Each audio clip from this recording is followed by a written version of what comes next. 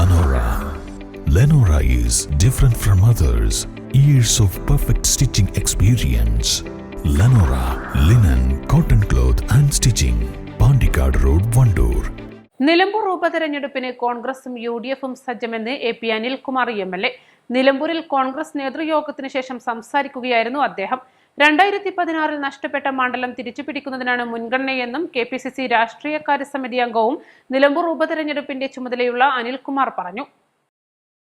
സ്ഥാനാർത്ഥി നിർണയം ഒരു വിഷയമല്ല. തെരഞ്ഞെടുപ്പ് പ്രഖ്യാപിച്ചാൽ ഉടൻ തന്നെ സ്ഥാനാർത്ഥിയെ പ്രഖ്യാപിക്കും. കെ.പി.സി.സി നൽകുന്ന പട്ടിക പരിശോധിച്ച് ഹൈക്കമാൻഡായിരിക്കും സ്ഥാനാർത്ഥിയെ പ്രഖ്യാപിക്കുക.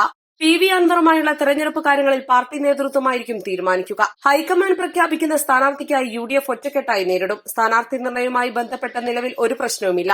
ആര് സ്ഥാനാർത്ഥിയായാലും റെക്കോർഡ് ഭൂരിപക്ഷത്തിൽ വിജയിക്കും. എൽ.ഡി.എഫ് ആരെ സ്ഥാനാർത്ഥിയാക്കിയാലും അത് തങ്ങളെ ബാധിക്കുന്ന പ്രശ്നമല്ല. കഴിഞ്ഞ 9 വർഷം നിലമ്പൂരിനെ പിന്നോട്ട് നയിച്ച പിണറായി സർക്കാരിനെതിരെയായിരിക്കും മുഖ്യമായും പ്രചരണം നടത്തുക എന്നും അനിൽകുമാർ പറഞ്ഞു. നമുക്ക് എല്ലാവർക്കും അറിയാം, സമയം നമുക്ക് തെരഞ്ഞെടുപ്പ് പ്രഖ്യാപിക്കാവുന്ന സാഹചര്യമുണ്ട്.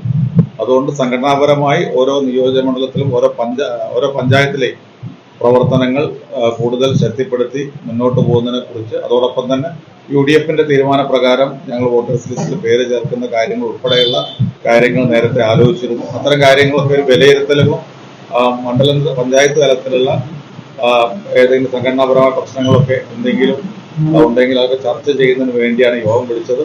എല്ലാവരും ഒറ്റക്കെട്ടായി 2016 നഷ്ടപ്പെട്ട നിലമ്പൂർ നിയമസഭാ നിയോജക മണ്ഡലം ഒരു സാധാരണ വിജയമല്ല, ഒരു വലിയ ഭൂരിപക്ഷത്തോടു കൂടിയുള്ള ഒരു വിജയത്തിലേക്ക് നീങ്ങുക എന്നുള്ളതാണ് എല്ലാവരും ഇവിടെ മനസ്സുകൊണ്ടും പ്രവൃത്തി കൊണ്ടും ആഗ്രഹിക്കുന്നത്. ആ ഒരു തീരുമാനം തന്നെയാണ് ഇന്നത്തെ യോഗത്തിൽ ഉണ്ടായിട്ടുള്ളത്. എല്ലാവരും ആ രീതിയിൽ തന്നെ അഭിപ്രായങ്ങൾ പറഞ്ഞു.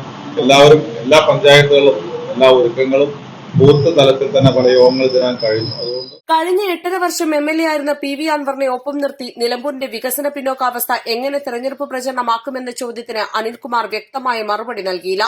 തെരഞ്ഞെടുപ്പിൽ എല്ലാ വിഭാഗങ്ങളുടെയും വോട്ടുകൾ ലഭിക്കുമെന്നും ആരുടെയും വോട്ടുകൾ വേണ്ടെന്ന് പറയില്ലെന്നും എ.പി. അനിൽകുമാർ എം.എൽ.എ. പറഞ്ഞു. വാർത്താ സമ്മേളനത്തിൽ KPCC general secretary Aryadan Shoukath, DCC president VS. Joy, Nilambur ഉപതെരഞ്ഞെടുപ്പിന്റെ ചുമതലയുള്ള KPCC general secretary Sony Sebastian, KPCC general secretary VK. Saleem, Nilambur block Congress president Paloli Mehaboob, Edakkara block president Babu Thadathil, NA. Kareem, VA. Kareem, A. Gopinath തുടങ്ങിയവരും പങ്കെടുത്തു. East Live, Nilambur.